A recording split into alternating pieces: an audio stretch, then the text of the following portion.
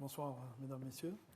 Donc, à la demande de Jean-Marie, j'ai préparé une présentation que je veux vraiment sommaire. Donc, je ne souhaite pas rentrer dans les détails de process, mais je peux répondre à vos questions. Par contre, ce que je voulais montrer, c'est évidemment, je vais aller, Jean-Marie, au-delà un peu des batteries, puisqu'il y a d'autres segments qui sont aussi intéressants pour l'énergie en termes de ressources et en termes de réincarnation des métaux. Alors bon, la réincarnation, c'est un thème qui me tient à cœur depuis 12 ans et qui me tient tellement à cœur qu'apparemment l'Institut Polytechnique de Grenoble, qui était beaucoup plus spécialisé sur microélectronique, génie électrique, génie atomique, génie papetier, etc., a accepté, en satellite des formations de chimie et électrochimie, d'ouvrir une nouvelle formation qui s'appelle Environnement et procédés électrochimiques, la réincarnation des matériaux. Et, à notre grande surprise, au niveau des choix de fin de deuxième année, elle a eu beaucoup de succès depuis maintenant 2 ans. Ça veut dire qu'effectivement, les jeunes générations sont extrêmement sensibles à ces questions à la fois d'environnement et de ressources. Alors, évidemment, les défis, on les connaît tous. Et moi, ce qui m'intéresse, c'est principalement le 4e défi, qui a été mis un peu en marge, puisqu'on s'est toujours intéressé plutôt au changement climatique, à l'énergie, également un peu aux ressources en eau. Et l'accès aux ressources a été tellement facile que ça a été un peu mis en marge. Et finalement, on a eu tous un électrochoc il y a 2 ans maintenant. Il y a déjà eu un premier électrochoc qui est passé inaperçu, c'est au moment de la crise du Katanga. Le cobalt avait été multiplié par 3,5 en coût, parce que les réserves de production, les productions et les réserves mondiales étaient localisées autour du Congo et de l'actuel Zaïre. En tout cas, toute la crise du Katanga a touché pratiquement les plus grandes réserves en activité à l'époque. Du coup, le monde bicéphale de l'époque, donc l'Ouest, a manqué de cobalt. Et donc, les États-Unis ont décidé, depuis cette date, je crois que c'est dans les années 72-73, de réquisitionner un strategic stockpile de cobalt pour leur industrie.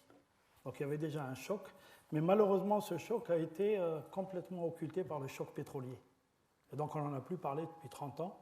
Et maintenant, l'appétence de la Chine, plus les problèmes de localisation géopolitique de certaines ressources, font que c'est un sujet qui devient extrêmement sérieux.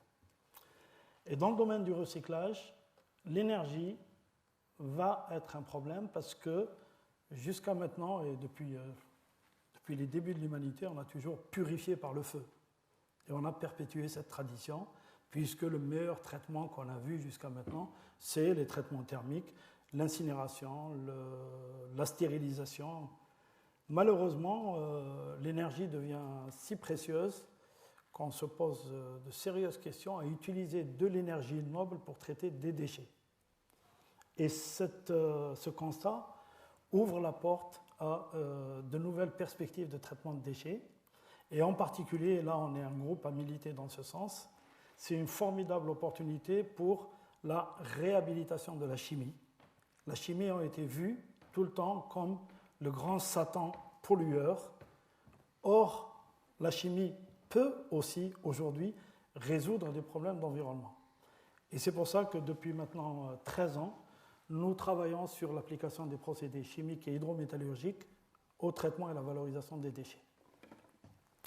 Alors, pour répondre à ces défis, les réponses de toute façon sont aujourd'hui planétaires.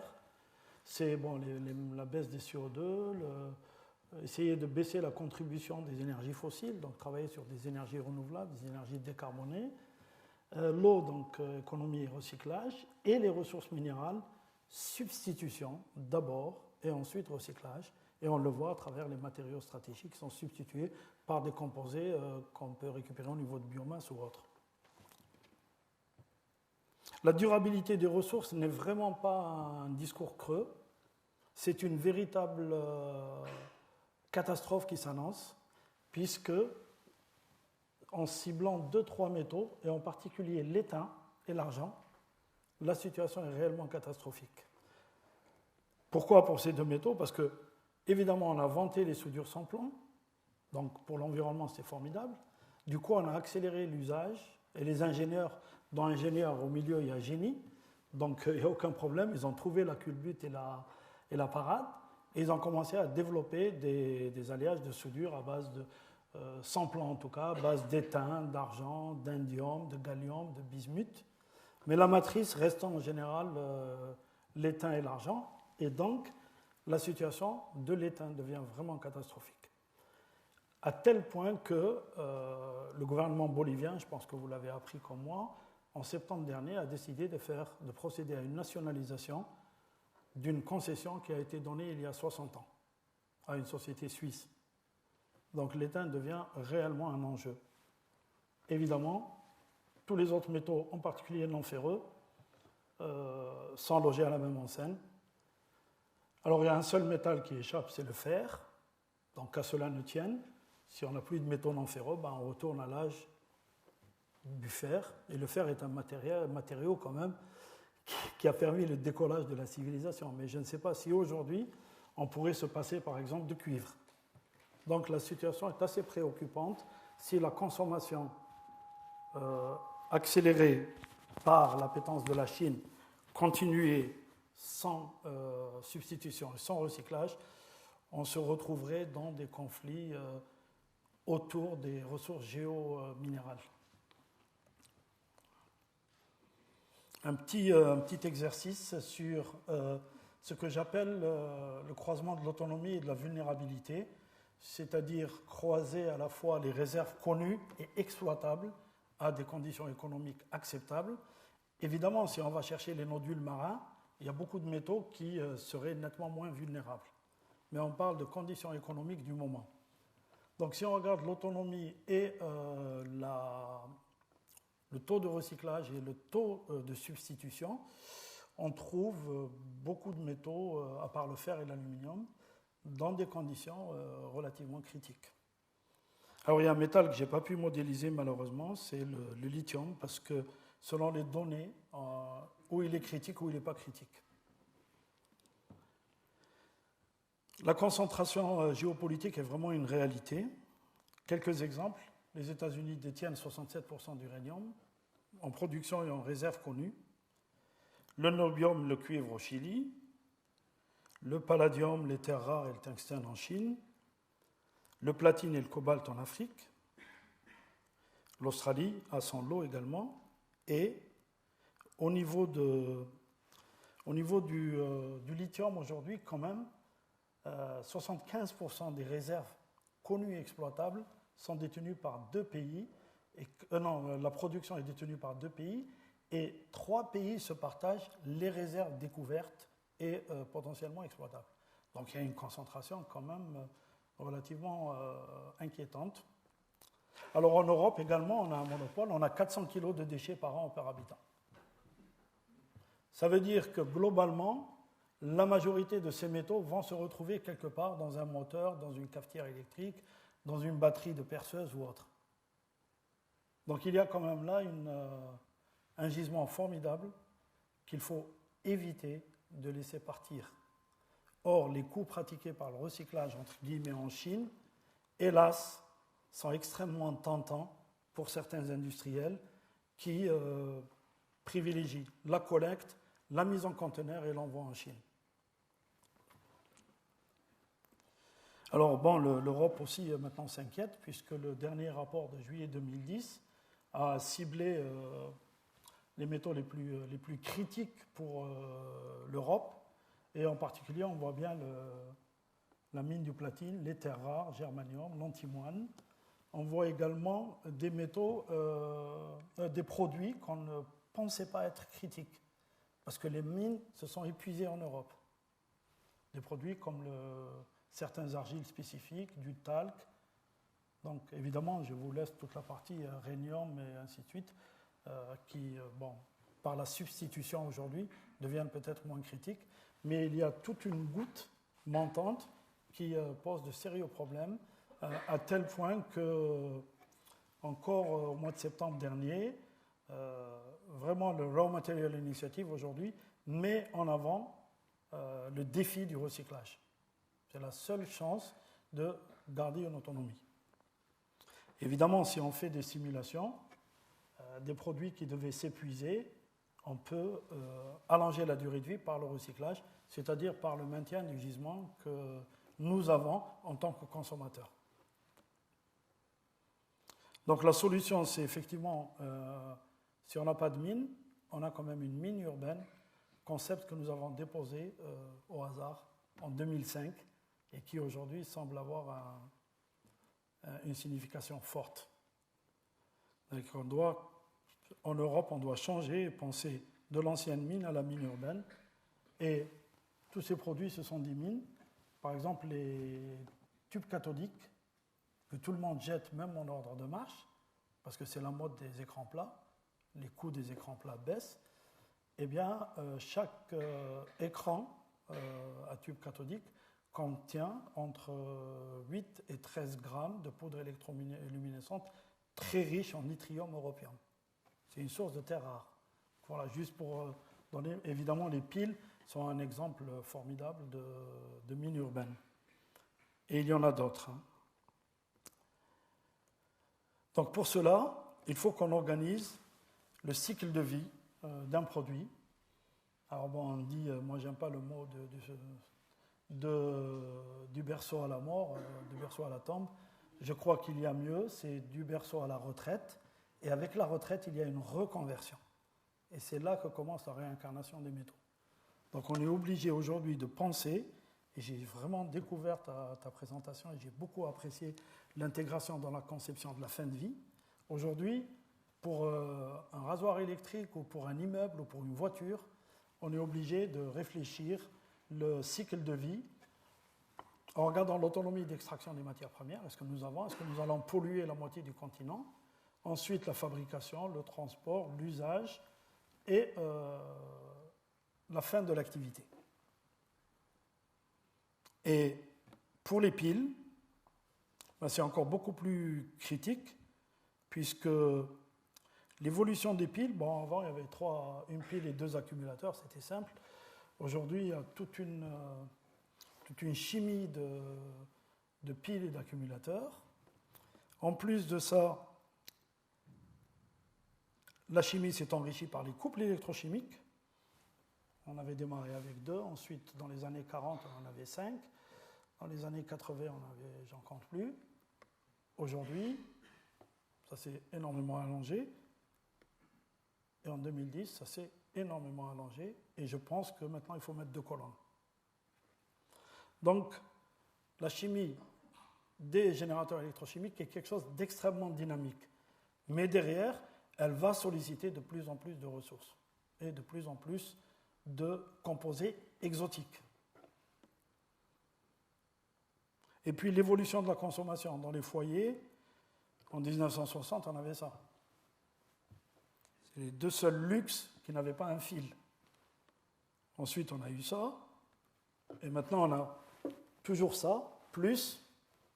Et les derniers que j'ai vu un truc extraordinaire qui m'est venu de Chine. C'est une carte postale de Nouvel An, donc oui, c'est très bien. J'ouvre la carte postale, elle chante. Bien sûr, j'essaie de comprendre ce qu'il y a dedans. Il y avait une pile plate au lithium qui alimentait un petit circuit électronique qui disait Happy New Year. Donc il n'y a pas de segment qui échappe au générateur électrochimique dans cette nouvelle civilisation du sans-fil, qui est en fait un garant de liberté. Le sans-fil est un garant de liberté. On n'a plus ce fil qui traîne. On peut continuer à faire certaines activités sans fil. Évidemment, la face cachée de cette planète, c'est les ressources pour faire tous ces produits-là et la fin de vie de ces produits. Donc le recyclage des piles alcalines, nous l'avons commencé dans les années 95. On était un peu des fous dans notre coin puisqu'il n'y avait pas de texte, il n'y avait pas de loi, il n'y avait pas de financement. Donc on a travaillé à perte, mais on était un peu les précurseurs, puisqu'aujourd'hui il y a un décret français, il y a une directive européenne, et la collecte des piles, et vous le voyez, à chaque fois que vous allez faire vos courses, vous avez des bacs chez Carrefour, à la Fnac, chez Darty ou ailleurs. Donc aujourd'hui c'est une réalité. Et je vais passer rapidement sur la chimie, pourrez me poser des questions si vous voulez. Mais le principe, si on doit considérer un lot de piles comme un minerai, il faut d'abord trier comme les minerais. On enlève toujours les racines, les branches, etc. Il faut trier. Au passage, sur le point de vue social, c'est très intéressant parce que ça crée des emplois de basse qualification. Donc, chacun a sa place dans le schéma. Donc, tri manuel. Ensuite, traitement mécanique, broyage, criblage, séparation magnétique, puis traitement chimique, avec évidemment la composante énergie à tenir compte, donc éviter autant que possible tout procédé ou toute étape thermique. Et c'est là où la chimie a apporté des solutions intéressantes. Très rapidement, le constat c'était que les piles ne sont pas toujours déchargées, donc vous pouvez jeter une pile à moitié chargée. Donc on a cohabitation du zinc, sa forme chargée, du ZnOH deux fois, sa forme déchargée, le MnO2 se forme chargée et sous sa forme grothite déchargée. Donc on a tout ça dans un déchet. On n'a pas une situation idéale où on a fait décharger une pile jusqu'à zéro et donc on a des éléments. Et là, le problème, c'est que certains composés sont solubles en milieu acide, d'autres ne le sont pas en milieu acide, et en milieu alcalin, c'est encore plus compliqué. Et donc, pour pouvoir ne pas faire de thermique, parce qu'il y a des concurrents qui le font d'une manière aussi élégante, et jouent sur les propriétés de vaporisation du zinc. Donc, on met dans un four un mélange zinc-manganèse. Le manganèse, vu sa température de fusion et de volatilisation, va rester, et le zinc va partir, et donc on a réussi la séparation. Du point de vue chimique, la solution, nous l'avons trouvée en examinant les propriétés de l'eau oxygénée, qui est un oxydant bien connu, mais qui, dans certaines conditions, est un réducteur.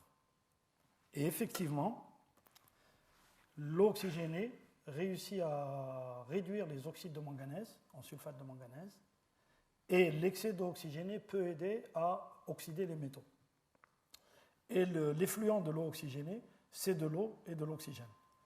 À partir de là, nous avons réussi à dissoudre 99% d'une matrice de piles alcalines salines, et donc on a une solution de sulfate de zinc et de sulfate de manganèse.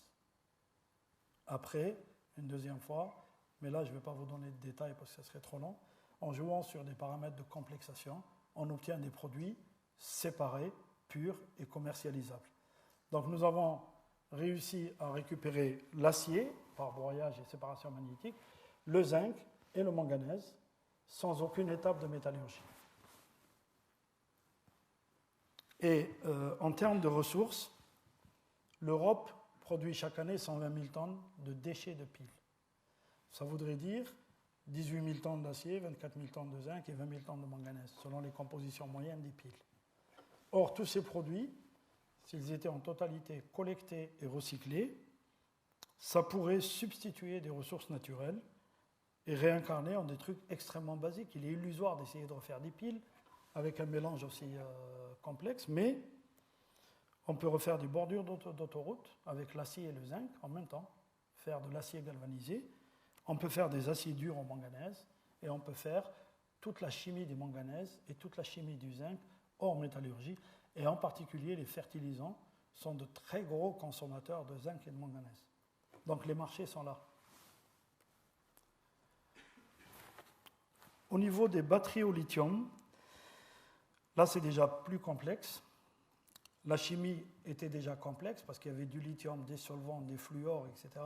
Mais la dynamique du véhicule électrique a fait qu'il y a de nouvelles chimies qui sont venues se greffer sur les systèmes classiques qui étaient LiMNO2, chlorure de thionyle en primaire et lithium-cobalt. Aujourd'hui, il y a toute une chimie à la fois sur les cathodes, mais aussi sur les anodes, lithium-titanate par exemple, et sur les séparateurs et sur les sels de lithium. On est loin du perchlorate du lithium, et même aujourd'hui, le LiPF6 qui semblait la panacée, on est en train de s'en éloigner. Donc il y a une chimie riche qui arrive et que nous allons retrouver dans les déchets.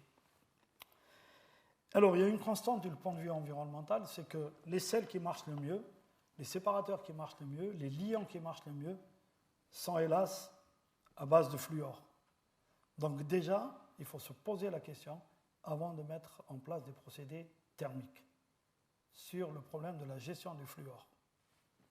Ensuite, quel que soit le système, du cobalt jusqu'au fer, en passant par le manganèse, en passant par toutes les autres spinels, quel que soit l'anode, lithium, titanate ou autre, nous avons toujours le lithium. Le lithium est une constante. Et donc, en l'écrivant d'une manière très simple, nous voyons que pour faire des cathodes, nous avons besoin de lithium. Évidemment, il faut gérer d'autres dimensions. Aujourd'hui, on voit qu'on évolue beaucoup vers des nanomatériaux. Donc déjà qu'il y a une préoccupation sur l'impact social et médical de la gestion des nanomatériaux. Si en plus on doit les retrouver dans des déchets grand public, les filières doivent être vraiment bien bordées. Au niveau des matériaux, on va se retrouver probablement avec des phosphates, avec du magnésium, avec du nickel. Ce sont des produits qui sont des ennemis de la métallurgie traditionnelle, donc il faudra envisager d'autres procédés que de simples procédés métallurgiques. Donc la tentation d'enfourner les batteries dans des fours pour récupérer uniquement les métaux, je pense qu'elle est à écarter. Alors, l'équation, elle est aussi économique. Si on fait un bilan de masse, et c'est vraiment de la littérature, hein, j'ai compilé plusieurs bilans de masse donnés dans les différents congrès. Aujourd'hui, une batterie moyenne fait à peu près 28% de phosphate de fer, 20% d'enveloppe en acier, 24% de cuivre, et ensuite tous les produits techniques qui font, si je les ajoute, 5, 10, 11%, le sel, l'électrolyte, le séparateur, le liant, et ainsi de suite. Donc il ne pèse que 11% dans l'équation gravimétrique de la batterie.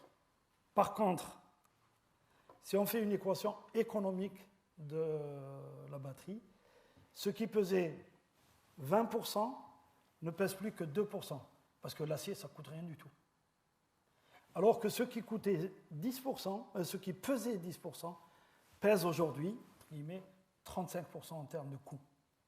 Ça veut dire qu'il y a là un problème environnemental. D'abord parce que tous ces composés sont à base de fluor et de solvants et ainsi de suite, mais il y a aussi un problème économique.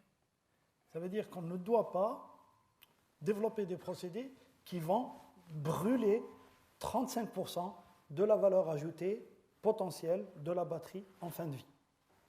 Et c'est pour ça qu'il faut développer des procédés beaucoup plus techniques qui ciblent ce type de composés. Donc évidemment, la durabilité de ce segment passe par la maîtrise du lithium. Et donc aujourd'hui, ça dépend de quel côté on se trouve. Très honnêtement, je hante un peu plusieurs congrès avec des casquettes différentes et j'entends tout et son contraire. En tout cas, le constat sur le lithium, c'est que les ressources sont vraiment limitées. Aujourd'hui, les ressources sont en Amérique du Sud. Quelques ressources qu'on essaye de remettre dans le Nevada, dans le désert du Nevada, qu'on essaye de remettre en exploitation. Des découvertes au Tibet. Une dernière découverte dans un endroit où je ne sais pas si on va être pour le moment capable encore d'installer des unités d'extraction en Afghanistan. Mais sinon, toute la concentration se trouve en Amérique du Sud. Et les Coréens et les Japonais ont décidé d'investir à des coûts vraiment lourds des unités de récupération du lithium à partir de l'eau de mer dans une zone très géothermique. C'est dire la préoccupation d'aller traquer, d'aller tracer toutes les sources de lithium. Et ce qu'on appelle des sites riches en lithium, en fait, ce sont qui s'expriment parfois en milligrammes par kilo, en ppm. Le salar de Atacama, le plus riche, 0,14% de lithium. Ça veut dire que pour sortir du lithium, il faut concentrer jusqu'à 6%, il faut séparer tous les acanais et les acaninotéreux qui accompagnent le lithium. Alors, c'est dans des endroits à 3800 mètres, heureusement qu'on peut utiliser l'énergie solaire, et le processus prend entre 3 et 6 mois. En face, Dans un lot de piles, on a 3,5%. Déjà, on est plusieurs fois plus concentré que les ressources les plus riches. Et puis, on peut l'extraire dans des process continus entre 100 et 1 tonne heure, sans aucun problème. Il suffit de faire l'investissement. Et globalement, dans les besoins futurs, pour produire 1 tonne de lithium, d'un côté, nous avons la mine traditionnelle.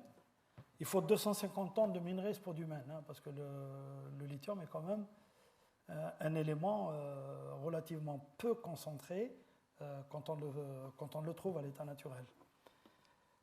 Ou bien 750 tonnes de son mur, c'est encore plus dilué, alors qu'en face, pour avoir 1 tonne de lithium, il faut 28 tonnes de batterie lithium-ion pour téléphone portable et laptop, avec les concentrations actuelles.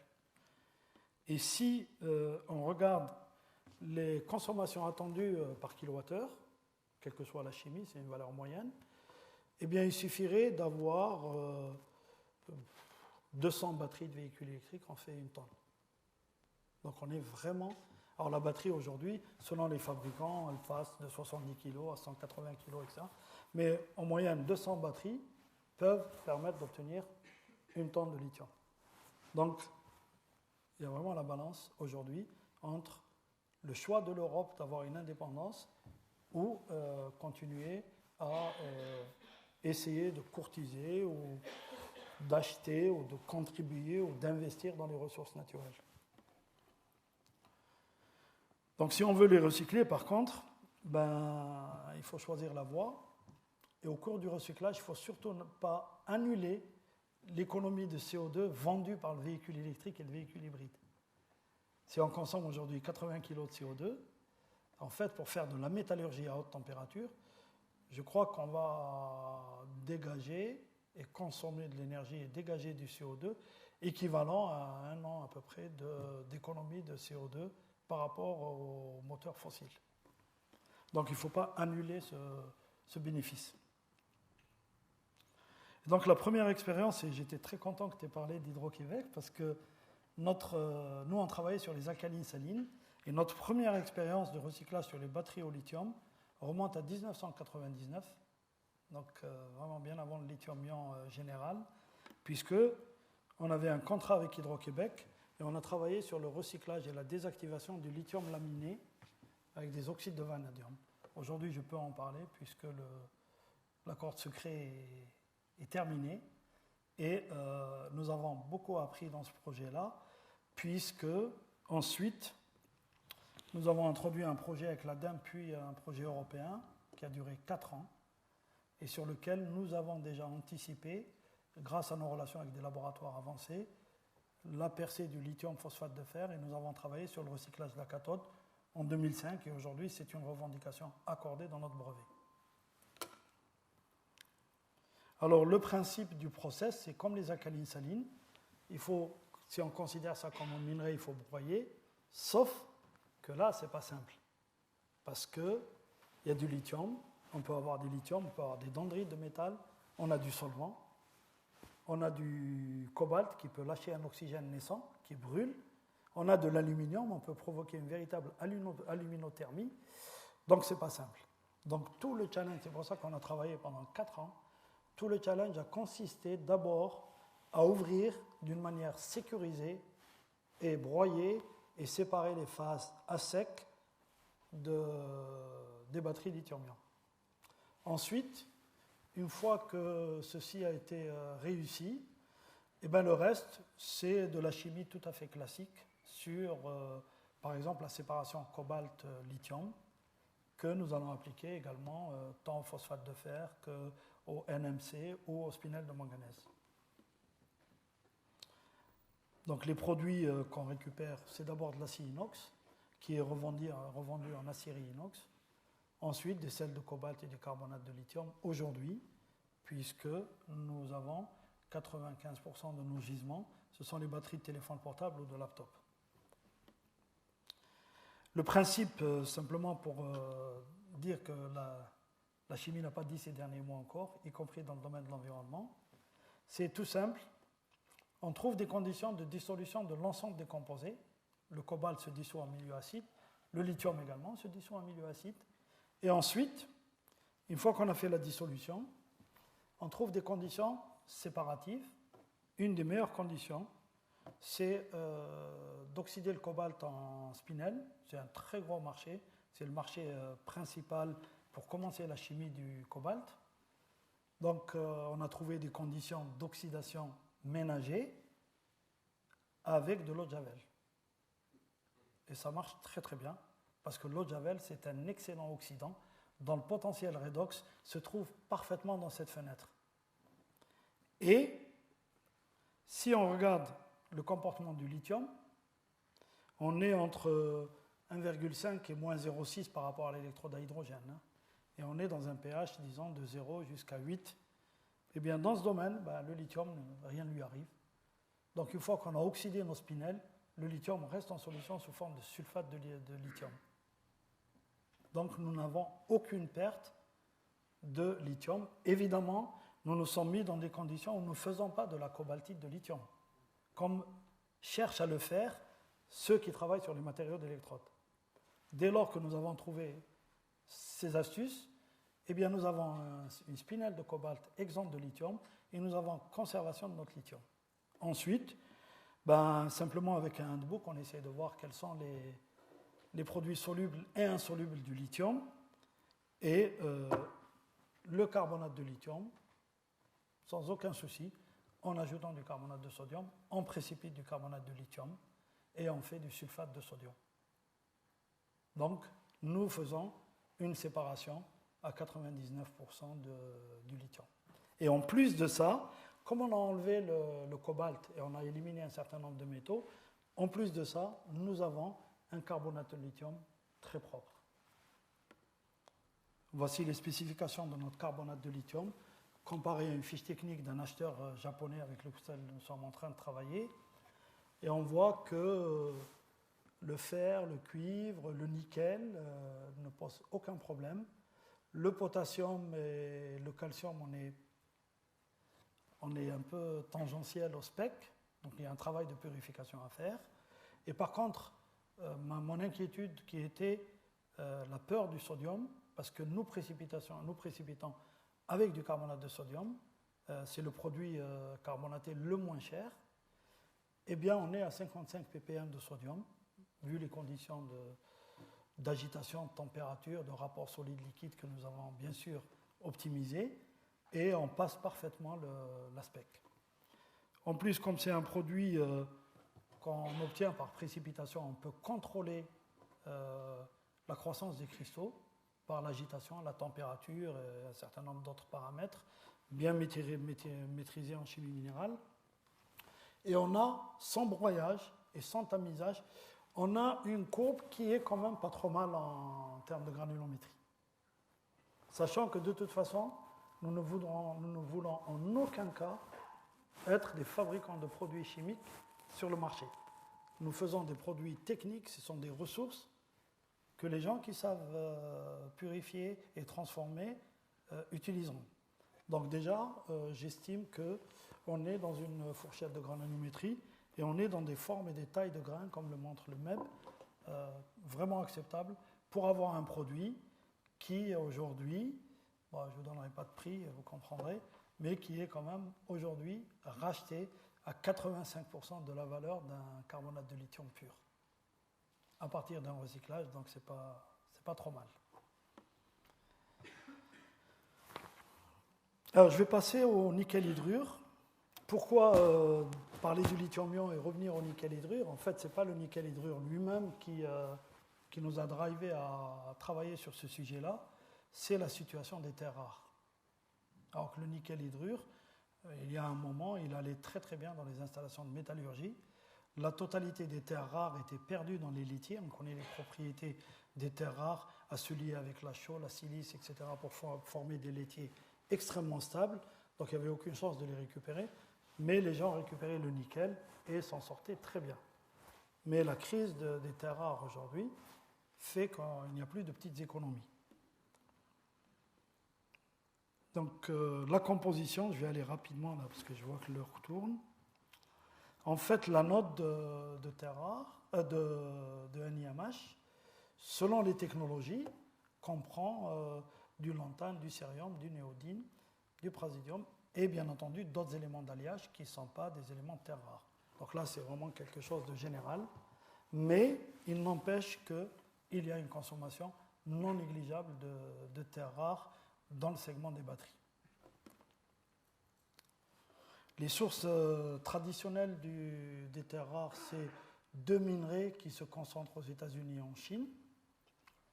La Chine détient 65% des réserves, mais les États-Unis n'exploitent pas la totalité de leurs réserves, et ce qui fait que vous allez peut-être trouver une contradiction entre les chiffres que vous avez dû lire, et notamment sur l'article du Monde, encore une fois, qui remonte à 15 jours, et ces chiffres.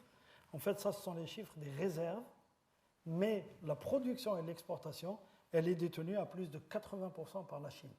Parce que la Chine exploite, produit, alors que les États-Unis ne produisent que 6%. Et les terres rares sont vraiment rares, sauf en Chine, puisqu'il y a quelques dépôts, en Afrique du Sud, en Australie, 3 gisements bien connus aux US, mais la totalité est en Chine. Et le gisement le plus riche du monde se trouve en Mongolie intérieure. Et alors, il est vraiment riche parce qu'il titre 2,8% de terres rares. Là, il est vraiment riche. Et si on prend la mine urbaine, eh bien, rien que dans les batteries, on a 9% de terres rares. Donc, on est déjà 3 fois plus riche que le gisement le plus riche. Et l'utilisation des terres rares ne se cantonne pas aux batteries, évidemment. Tout ce qui est électroluminescence, tout ce qui est aimant. Si on fait un véhicule à moteur roue, je crois qu'on va avoir énormément de néodyme bord dedans. Et puis,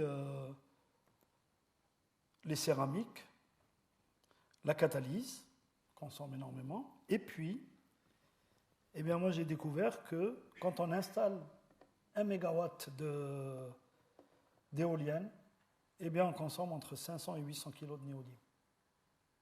C'est le prix du moteur de l'éolienne. Donc même lorsqu'on veut aller vers des énergies renouvelables et décarbonées, on va avoir un moment ou un autre à gérer le problème des terres rares. Et malheureusement, il n'y a pas de concentration d'une chimie par famille. Ils sont utilisés indifféremment. Par exemple, par ordre de concentration, dans les batteries, le plus concentré, c'est le lantane, ensuite cérium, etc. Dans la catalyse, c'est plutôt le cérium, mais suivi de près du lantane. Donc on a une utilisation un peu répartie, et on n'a pas de déconcentration dans des segments donnés. Et puis, voilà pourquoi on s'est intéressé, parce que malgré le développement du véhicule électrique, le véhicule hybride est une réalité en termes de quantité de véhicules vendus en Californie, à Singapour et au Japon. Ça s'exprime par quelques centaines de milliers. Donc c'est aujourd'hui une réalité dont il faut tenir compte dans le schéma du recyclage. Et cette consommation, elle est amplifiée par un autre phénomène, c'est que l'outillage portable a toujours été le domaine privilégié des nickel-cadmium. Mais la toxicité des nickel-cadmium, les menaces de bannissement par la Commission européenne et le Japon font qu'il y a eu une accélération de l'amélioration des performances du NIMH pour l'outillage électrique. Évidemment, aujourd'hui, Black & Decker commercialise à Milwaukee des lithium-ion, on l'a vu, mais globalement, ça reste quand même le domaine privilégié du NIMH. Donc ça veut dire qu'autour de nous, le gisement de terres rares va s'amplifier. Et donc là, on commence à travailler également par voie mécanique, parce que contrairement à ce qu'on pense, les batteries NIMH ne sont pas aussi sûres que les batteries au nickel-cadmium. Quand vous ouvrez brutalement une batterie NIMH, elle brûle. Quand vous l'ouvrez gentiment et que vous l'oubliez un peu, au bout de 4-5 minutes, il y a un temps d'incubation, elle brûle toute seule. Pourquoi ? Parce qu'il y a une très forte réactivité des terres rares qui sont mises à l'anode sous forme métallique, Donc une brutale réaction avec l'oxygène de l'air qui s'accompagne d'inflammation. Donc elle n'explose pas immédiatement comme les lithium-ions ou comme le lithium primaire, mais il y a un danger quand même. N'oublions pas que certaines terres rares, c'est la pierre à briquet, hein, donc ça peut donner des inflammations. Et nous, on a eu une expérience assez intéressante. En fait, on a broyé des piles, et pour éviter qu'elles s'enflamment, le technicien, le premier essai qu'on a fait sur 80 kg, il les a mis dans un fût, il a fermé le fût d'une manière étanche, super, ça n'a pas brûlé et tout. C'est un fût de 200 litres. Hein. On arrive le lendemain matin, le fût était plié de l'intérieur. Il y a eu une implosion, parce que les terres rares non déchargées ont consommé tout l'air et ont créé une telle dépression que ça... Et j'ai des photos, hein, je pourrais vous les envoyer si vous voulez. Donc les NIMH doivent être quand même considérés avec précaution, quasiment au même titre que les lithium-ions.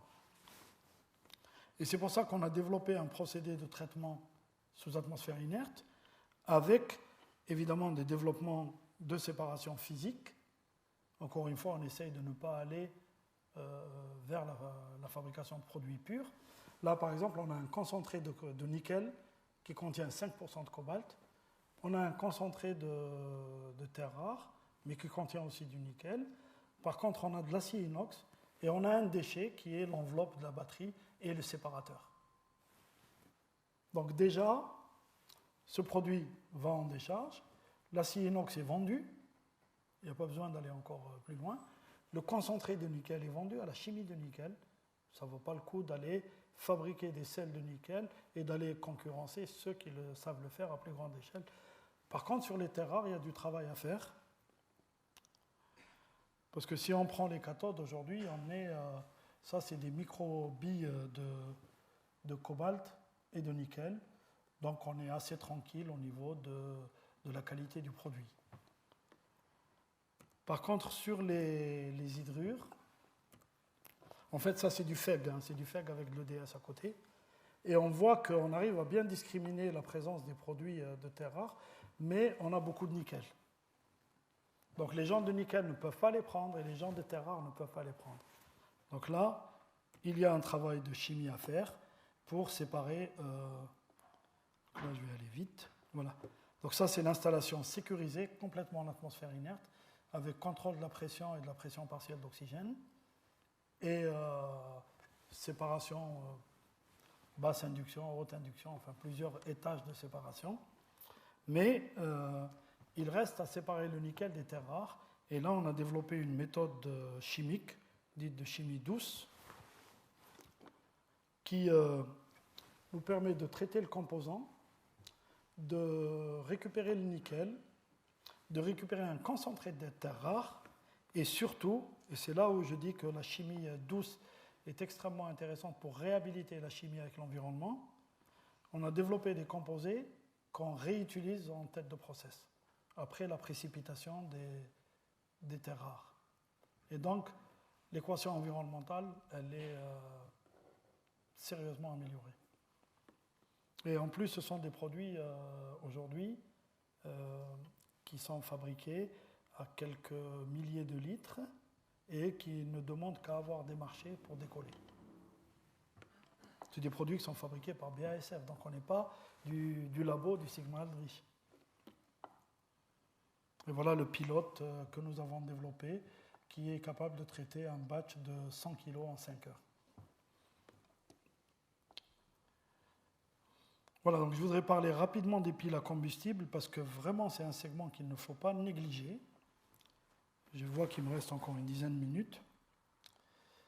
Donc c'est vraiment un champ varié, mais en laissant tomber le véhicule, etc., qui est peut-être à plus long terme, aujourd'hui, ces produits-là ont dépassé le stade de curiosité de laboratoire. Il commence à y avoir des productions relativement importantes à base d'éthanol, de borohydrure et d'autres technologies. Donc, c'est un marché qui risque d'arriver assez vite. Et les efforts et les investissements du CEA, par exemple à Grenoble, avec l'air liquide plus un certain nombre d'acteurs, ont fait sérieusement avancer la filière. Et donc, évidemment, on va avoir des problèmes également à la fois de métaux, puisque la réaction hydrogène-oxygène ne peut se faire que là sur des catalyseurs. Et puis, il y a des dérivés de fluor, il y a d'autres composants qu'il faut gérer. Et nous avons eu la chance de nous frotter à un sérieux problème de pile à combustible, mais qui n'était pas de la taille d'une micro-pile ou d'un téléphone Motorola, au passage qui est maintenant vendu avec une pile à méthanol, cartouche à méthanol. Mais nous avons été retenus sur un appel d'offres européen pour démanteler la première pile à combustible de 200 kW qui arrivait en fin de vie. Et là, effectivement, on s'est rendu compte qu'il y avait énormément de travail, énormément de difficultés, mais énormément de ressources à récupérer. Et si on démantèle, alors je vous passe les phases mécaniques de sécurité, inerter à l'azote pour voir s'il n'y a pas des poches d'hydrogène, et ainsi de suite. Neutraliser l'acide phosphorique, parce que c'était une pile à acide phosphorique à 140 degrés. Par contre, une fois qu'on a démantelé, en fait, on a 3 produits. On a le réformeur, qui est un véritable réacteur bourré de nickel en poudre, donc très dangereux, peut-être pyrophorique, mais qui a une très forte valeur ajoutée. Le désulfureur, qui est bourré de zinc et d'oxyde de zinc. Donc là, il y a une tonne de nickel, là, il y a 800 kg de zinc. Et le cœur de pile. Bien sûr, tous les déchets électriques et électroniques qui ont une forte valeur ajoutée en cuivre, mais surtout le cœur de pile, qui est un stack, donc un autre cathode séparateur, enfin membrane en téflon, et du carbone, un carbone extrêmement homogène, dans lequel sont dispersées des particules de platine. Donc là, on a effectivement travaillé pendant 1 an et demi dans le cadre justement de cet appel d'offres. Donc c'est une opération de gré à gré, mais la chance qu'on avait, c'est qu'on était lié à d'autres projets de recherche, ANR, FUI, etc., qui nous ont permis aussi de travailler à l'échelle du laboratoire, et on a mis au point un procédé hydrométallurgique, je vais aller rapidement, sur le traitement du platine par dissolution-précipitation. Et le bilan massique, quand même intéressant, comme elle fonctionnait à 140 degrés, il y avait énormément d'isolation, de plâtre, de laine, etc. Donc on a eu environ 12% de déchets, mais le reste a été complètement valorisé dans des filières de récupération, les câbles électriques, le réacteur en acier inox, le zinc, le nickel. On est à un taux de recyclage de 88%. Alors, un seul transparent sur les panneaux photovoltaïques. C'est exactement la même problématique sur une énergie renouvelable et décarbonée, consommatrice de ressources. Et en plus, ici, on a du verre, on a des polymères fluorés, le backsheet, tout ce qui est l'arrière, mais surtout, si on va sur une filière silicium, on doit quand même fabriquer le silicium qui est l'étape la plus consommatrice d'énergie et la plus émettrice de CO2, puisqu'on fait une réduction de la pierre à silicium dans des fours métallurgiques. Eh bien, l'idée, c'est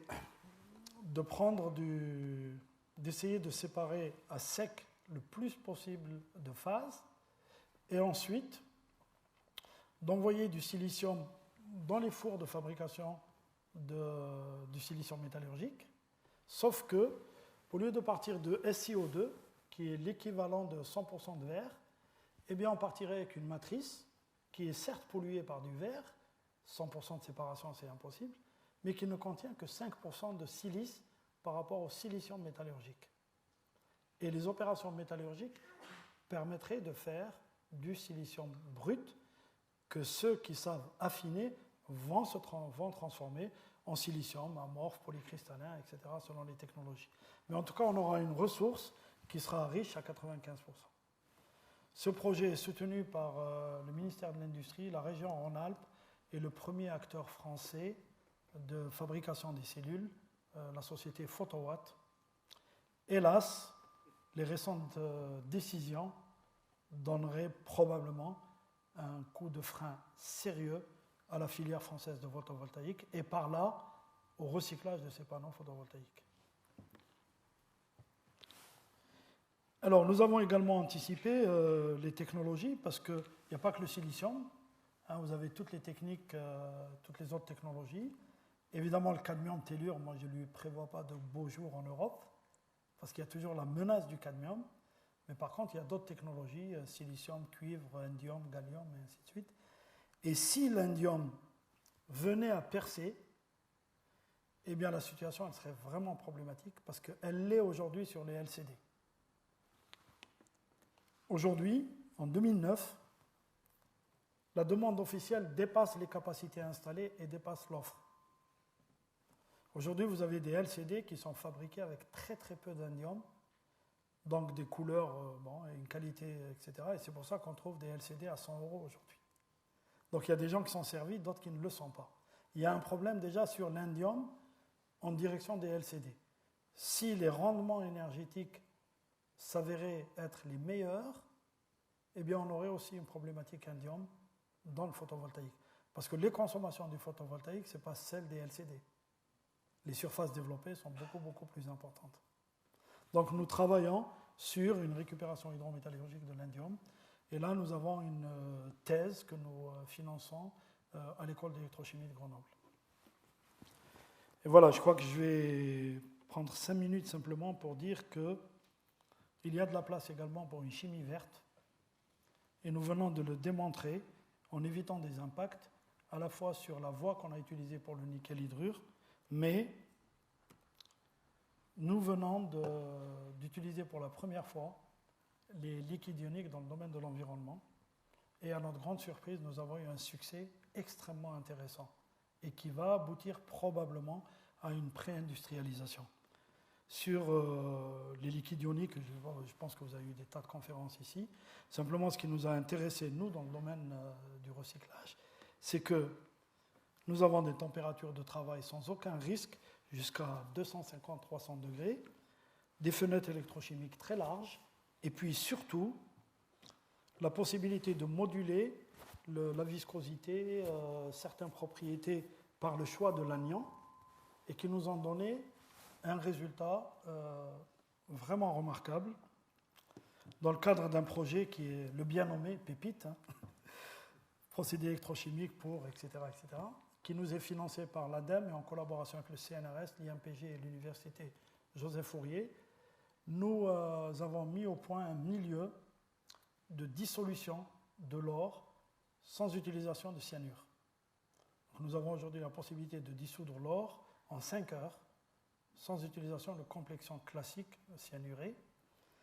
Donc le procédé est breveté et les premiers essais permettent d'avoir une solution d'or qui est électrolysable derrière.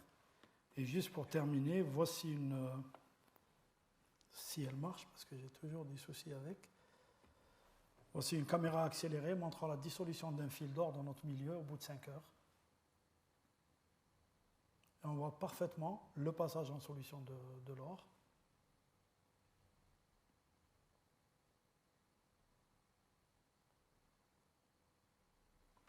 On est dans des cinétiques. On est dans des cinétiques qui sont analogues aux cinétiques qui sont utilisés par les gens qui font de la dissolution qui trempent les cartes électroniques dans un bain de cyanure et qui les laissent entre 5 et 8 heures. Donc ça ouvre vraiment la porte à un procédé industriel de récupération de l'or dans les cyanures, sachant qu'aujourd'hui, dans les téléphones haut de gamme, dans les batteries, dans tous les circuits qui accompagnent l'énergie décarbonée, on a besoin quelque part d'une prise de contact fiable et l'or revient quand même peut-être à des couches beaucoup plus fines parce que la technologie a évolué par rapport aux tartines qu'on avait sur les cartes IBM il y a 20 ans, mais l'or est toujours là. Voilà, donc en conclusion, sur plusieurs sujets, on peut vraiment dire qu'il est possible de réincarner les métaux. Il suffit de bien peser, comme le fait le censeur à l'entrée de la vie éternelle des Égyptiens. Il teste, il analyse, il voit si ça marche pas, etc. Donc on peut le faire sur les métaux. Et en conclusion, et ça c'est un peu Un petit clin d'œil à des chimistes, si on a dans la salle. On peut dire que si les anciens alchimistes avaient tenté de changer le plomb en or, ben les nouveaux alchimistes aujourd'hui savent changer les déchets en or. Merci.